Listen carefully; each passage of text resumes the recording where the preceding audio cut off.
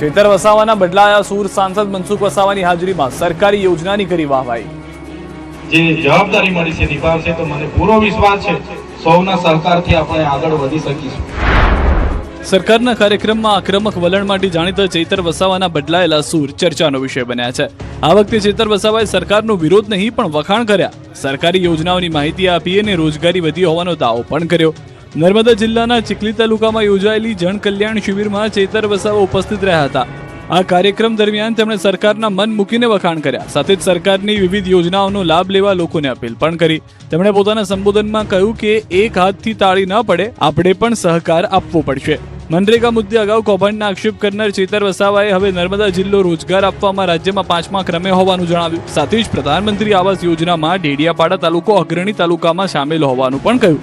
હવે આ જ નિવેદન ચર્ચાનો વિષય બન્યું છે. ચર્ચા થઈ રહી છે કે અગાઉ જે મુદ્દાઓ પર તેઓ સરકાર સામે આક્રમક જોવા મળતા હતા તે જ મુદ્દાઓ પર હવે કેમ તરફદારી કરી રહ્યા છે.